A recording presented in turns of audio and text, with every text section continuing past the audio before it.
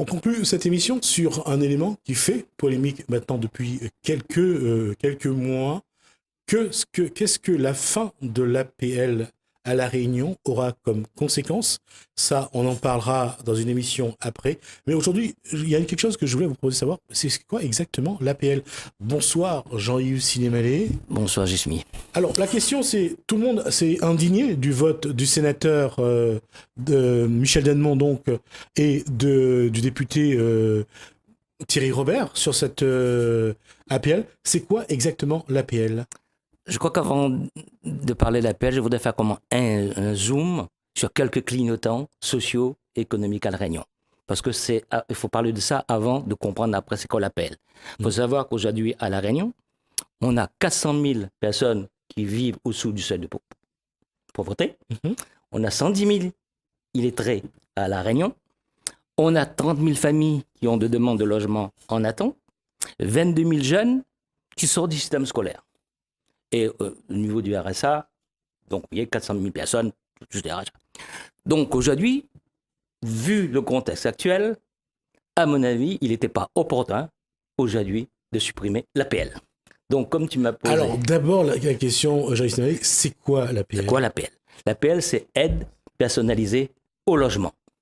Dans l'aide personnalisée au logement, il y a deux éléments. Le premier élément, donc l'APL sert à réduire le coût de logement pour les personnes qui sont éligibles. Voilà, donc il y a deux éléments. Juste une précision, Jean-Yves, on se rappelle que lorsque le gouvernement a annoncé la fin de l'APL, on a parlé d'abord des étudiants, des 5 euros qu'ils allaient perdre. Oui. Et pourquoi c'est important pour eux? C'est parce que ça c'est l'argent qui est venu en aide au logement pour eux. Tout à fait. Mais là, tu me viens sur cette question, ce n'est pas uniquement les jeunes qui ont perdu l'APL. Il y a eu une baisse d'APL pour l'ensemble des Français au 1er octobre de l'année dernière, c'était 3 euros, et une baisse au 1er janvier 2018. Donc l'aide personnalisée logement, j'ai dit tout à l'heure, il y a deux volets. Le premier volet, c'est l'aide au logement. L'aide au logement, c'est quoi? C'est une prestation qui est versée par la CAF aux personnes éligibles. C'est-à-dire que le personnel libre, ça signifie que ça dépend de la composition familiale, du quotient familial, du nombre de personnes et du montant du salaire. Donc ça, c'est un calcul qui est fait en fonction de ces critères-là. Ça, c'est versé aux personnes qui ont un logement en location. Donc ça aide au logement. Donc aide personnalisée au logement. Le premier volet, c'est aide au logement. Donc c'est les personnes qui sont en location, qui sont éligibles, que la CAF verse un montant en fonction de la composition familiale et du revenu. Ce montant-là est versé directement aux propriétaires, qui peut être bailleurs sociaux ou peut être privés, qui vient en déduction du logement du propriétaire. C'est-à-dire, un exemple, vous êtes dans un loyer, vous payez 600 euros. Vous avez droit à 300 euros d'allocation logement, qui fait partie de l'APL. Donc, au lieu de payer 600 euros de logement, vous allez payer 300 euros de logement. Donc, l'aide personnelle de logement peut aussi être augmentation si les revenus changent, la composition familiale, peut être aussi en diminution si votre salaire évolue. Ça, c'est le premier volet. Moi, j'allais dire le mot important, c'est personnalisé finalement. Tout à fait, personnalisé. Ça, c'est le premier volet. Le deuxième volet, c'est l'aide à l'accession à la propriété. Oui, c'est le fameux. C'est là, dans l'aide à l'accession à la propriété, c'est-à-dire un locataire qui occupe un logement social ou privé qui veut vendre le logement, il peut racheter ce logement-là. Quand il rachète ce logement-là, il y a un coût derrière. Il y a un coût, c'est-à-dire si la personne, toujours en fonction du coefficient social, du nombre de personnes, etc., donc il y a un coût. C'est-à-dire que le bénéficiaire doit faire des démarches nécessaires auprès de la personne qui vend le logement pour bénéficier de l'aide de l'État via la LBU, de son apport personnel et d'un prêt bancaire. Bon, je vais juste préciser aux téléspectateurs, la LBU, c'est donc la ligne budgétaire unique que verse l'État généralement soit à la préfecture, soit au département. Pardon. Donc c'est ça, la LBU. Et donc ce montant d'aide personnalisée vient en déduction du remboursement du prêt. La partie prêt. Donc le logement que le locataire qui souhaite devenir propriétaire, donc il a son apport personnel éventuellement, la part de l'État, les LBU, et un prêt bancaire. Dans le cas de ce prêt bancaire, l'aide personnalisée vient en déduction de son remboursement de prêt. Tout à l'heure, je vais donner un exemple précis avec des chiffres précis, et vous allez voir tout de suite la différence et la conséquence sur les personnes à La Réunion. Voilà, justement, c'est les conséquences. C'est ce qui a, je crois, fait qu'il y a une forte mobilisation d'une part de la population modeste, parce que l'aide au logement, c'est eux qui le perçoivent généralement de manière, je dirais, concrète, parce que ça les aide à payer leur loyer. Et on a parlé également des étudiants, on a parlé des personnes âgées. Pourquoi ? Parce que eux, leurs revenus sont assez modestes. Et c'est vrai que même 5 euros, puisque ça a été le débat, 5 euros pour les étudiants, c'est beaucoup pour eux, parce que souvent, c'est 4 paquets de pâtes et puis de quoi manger parfois pendant 2 jours. Quoi. Tout à fait. Je crois qu'aujourd'hui, comme je disais tout à l'heure d'entrée, vu le contexte social à La Réunion, 5 euros, c'est 5 euros. C'est très important pour... Vous savez, il y a des gens qui restent à vivre de 5 euros à La Réunion. Il y a encore. Hein.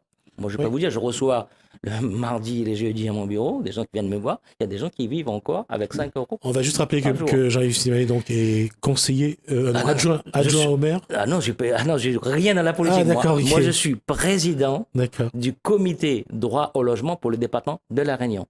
La politique est terminée alors. Non, moi je pas du tout. Je viens intervenir ici en tant que monde associatif et je reste dans le monde associatif pour l'instant. Alors je reviens là-dessus, sur sa dette personnalisée. Aujourd'hui, comme je disais tout à l'heure, c'est concret. Pour les gens les plus modestes, eux ressentent les effets de cette loi, en tout cas très rapidement. Ils ont ressenti tout de suite, dès le mois d'octobre de l'année dernière. Aujourd'hui, quelqu'un qui émarge au RSA ne pourrait plus du tout acheter son logement. Et quand on sait que dans la plupart des cas, il y a des gens qui habitent plus de 40 ans dans un logement social, qu'ils ont envie d'acheter un logement pour laisser au moins un bien à leur enfant. Mais demain, c'est fini, ils ne pourront plus. Ça, c'est une chose. Alors déjà, on le voit, les effets. Alors concrètement, cette décision, qu'est-ce qui a motivé la décision du gouvernement pour cette suppression d'APL ? Vous savez, la situation financière de la France. D'accord. Je pense que la situation financière est désastreuse. Vous avez vu, le déficit se creuse. Je pense que le président de la République et son gouvernement essayent de grignoter un peu partout dans les budgets pour pouvoir éponger les déficits et surtout respecter les critères de Maastricht. De l'Europe, pas de Maastricht. De l'Europe. De descendre sous les 3% de dette du PIB de la France. La question, Jean-Yves Slimani, j'y pense à lui aussi. Jean-Yves Slimani, c'est, il y a cette situation-là. Concrètement, on voit ce que ça peut faire pour ceux qui en bénéficient, donc une réduction de leur coût, de leur revenu, donc une augmentation du loyer. Pour les entreprises, d'un point de vue purement économique, quelles conséquences va avoir cette décision sur surtout le BTP ?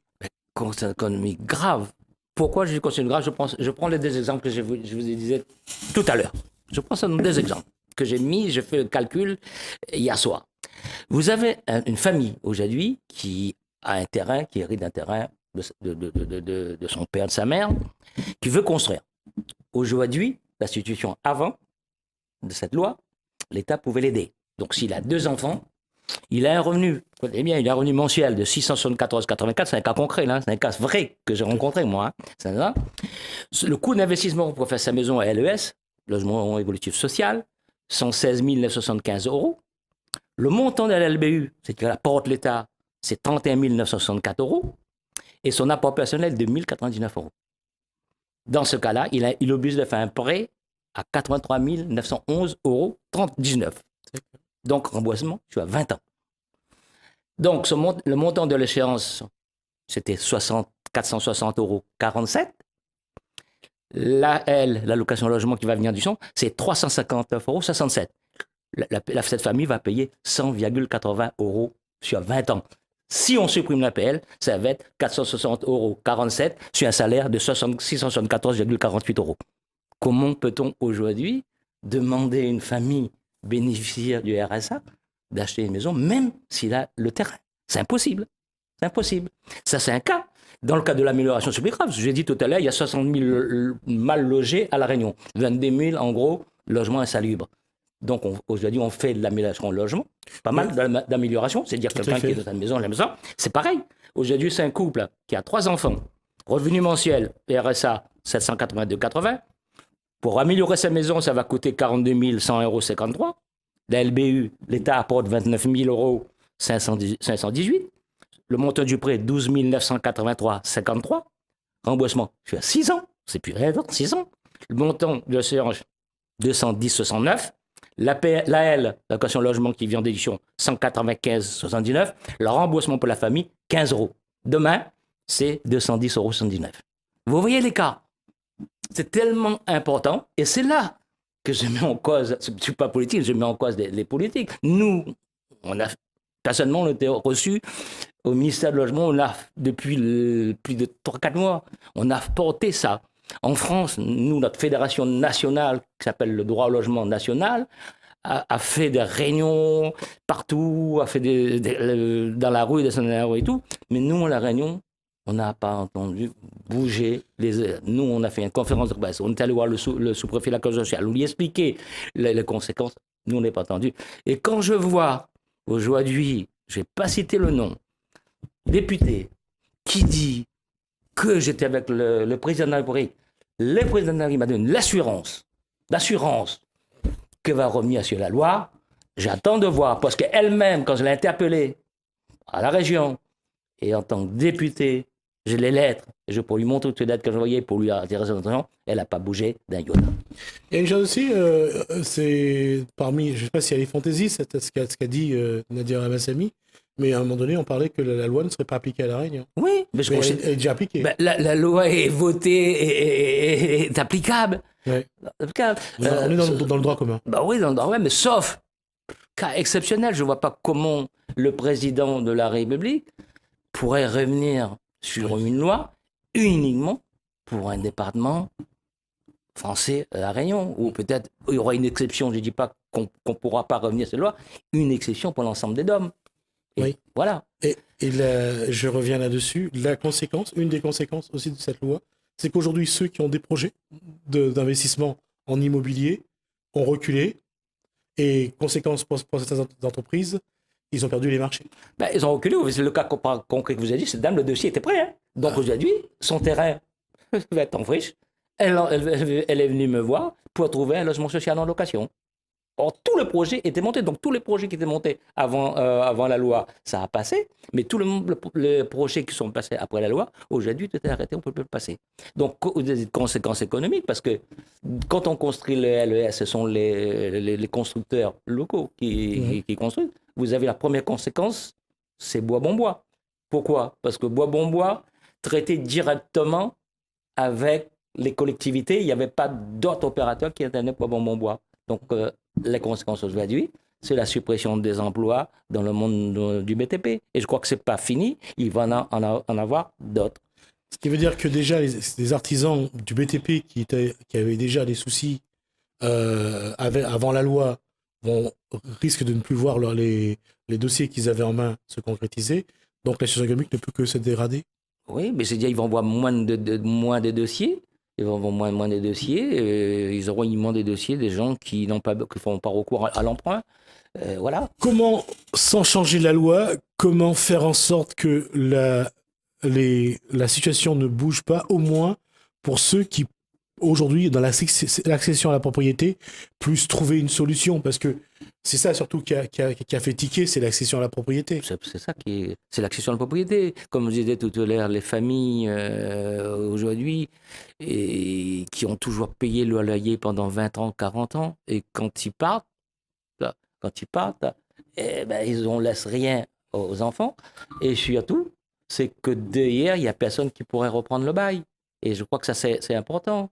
La question, encore une fois, c'est que on le voit sur les entreprises, comment aujourd'hui la construction, parce que le logement social, à un moment donné, avec la loi Girardin, avait réussi à plus ou moins relancer un peu le BTP, mais on a eu l'impression qu'après, il y a eu la surenchère, on est parti dans l'intermédiaire. L'intermédiaire, aujourd'hui, je ne dis pas est abandonné, mais il y a à peu près il y a quelques 5000 logements aujourd'hui qui sont en souffrance, ne trouvent pas preneur parce que le loyer est trop élevé.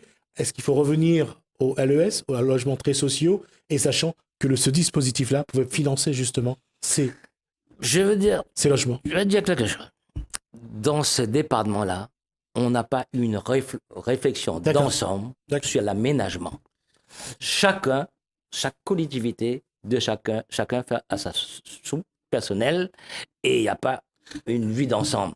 Concernant la construction du bâtiment, je reviens là-dessus parce que c'est important. Et je l'ai dit l'autre jour lors d'une ça reste un paradoxe, Jean-Yves Sinimalé, parce que le logement, c'est l'État, c'est la compétence de l'État. Et à chaque fois qu'on en parle dans les collectivités, ils envoient toujours la balle à l'État en disant que c'est à l'État de voir. Sauf qu'à chaque fois, la LBU, c'est un peu moins de 100 millions maintenant, je crois qu'on est autour de 90-80 millions d'euros par an. On voit bien que cet argent d'État n'est pas non plus utilisé parce que j'allais venir, parce que j'ai dit, il n'y a pas un projet d'aménagement d'ensemble sur ce territoire-là. Donc, il y a du crédit qui repart vers la métropole parce que la LBU n'est pas entièrement utilisée. Et je crois parce que si on avait une réflexion d'ensemble pour la construction de logements sociaux ou autres à La Réunion, on serait bien là. Je veux dire, avant, on n'avait pas une base solide. Aujourd'hui, on a ce qu'on appelle nous, on s'est battu pour avoir ce qu'on appelle le numéro unique. On a des informations importantes dans ce fichier-là où on pourrait utiliser pour réfléchir sur la construction de logements pour le futur. Alors, là, ma question, c'est, on voit bien aujourd'hui, le logement, c'est aussi un autre problème, c'est que les mairies refusent, pour certains, de construire le logement social ou très social. Deux choses. D'abord, ils avancent la raison qu'ils n'ont pas l'apport nécessaire pour mettre en place leur projet. Et deux, et en filigrane, c'est ce qu'on voit plus souvent, c'est que faire venir sur leur territoire un public trop précaire ou trop souvent à leur CCAS, ça leur pose aussi un problème. Les conséquences de l'APL par ricochet, à un moment donné, est-ce que ça ne va pas finalement faire sauter ce couvercle qui attend depuis un moment? Je dirais oui et non. Moi, je crois que les collectivités, ils ont une obligation. Ils ne peuvent pas refuser une construction qu'elles peuvent finir se disant une population. Vous savez très bien qu'à Saint-Paul, à l'époque d'Alain Bénard, Alain Bénard, qui était maire de Saint-Paul, préférait payer l'État, les amendes, les pénalités, tout à fait, plutôt que de construire du logement social. Tout à fait. Je crois que depuis maintenant, c'est plus possible, ce sera plus possible demain. Je n'ai pas lu encore le projet de loi qui doit passer je me demande si ce n'est pas aujourd'hui qui passe le projet de loi au Conseil des ministres, il doit passer en plus, ça s'appelle le projet Élan. Et dedans, dans cette loi-là, il y a toute l'ouverture dans la construction de logements. Et je pense que ça va changer la donne d'ici son application 2018 ou 2019. Mais je pense que les mairies ou les collectivités en général, ils ne refusent pas, à mon avis, de la construction de logements. Ce qu'aujourd'hui, le problème, il va devenir de plus en plus difficile, c'est le financement de ce logement-là. Et ce que veut faire le gouvernement, justement, c'est ne plus financer les logements sociaux par les collectivités ou par l'État, c'est financer directement par les bailleurs sociaux. Donc, il y a une loi, on ne sera peut-être pas impacté à La Réunion, il y a une loi qui est en cours pour pouvoir faire fusionner, regrouper les organismes d'HLM. C'est-à-dire, on en avoir une centaine dans une région, on aurait plus qu'une dizaine. Donc, concentration et surtout, une loi qui préconise, c'est la vente des logements. D'accord, c'est bien vendre des logements, mais si on appuie en face l'APL pour que les familles puissent acheter, donc on revient toujours au point de départ. Merci Jean-Yves Sinimalé, on a fait nos 20 minutes, en tout cas merci. Ce que je propose, c'est qu'on ait l'occasion de revenir sur ce point-là en profondeur. On y reviendra avec Bernard Siriès si c'est possible, on reviendra avec des parents, des associations de parents, pour voir un peu aujourd'hui quelles propositions pourraient être faites au gouvernement pour protéger ceux qui ont vraiment peu de moyens et qui voudraient avoir au moins une accession à la propriété. Merci. En tout cas, Jean-Yves Sinimalé, on va juste rappeler l'association. Je suis président du comité droit au logement 97.4 à Réunion. Donc, c'est une fédération qui est rattachée à une fédération nationale qui s'appelle Droit au logement. Merci à vous. Merci. En tout cas, merci à vous également de nous avoir suivis. Ça a été une belle discussion. Il y en aura d'autres, en tout cas, sur ce point-là. Passez un bon début de soirée sur Télécréole. Merci à Lalanne et à François à la technique. Portez-vous bien. Moi, je vous dis à demain. Au revoir.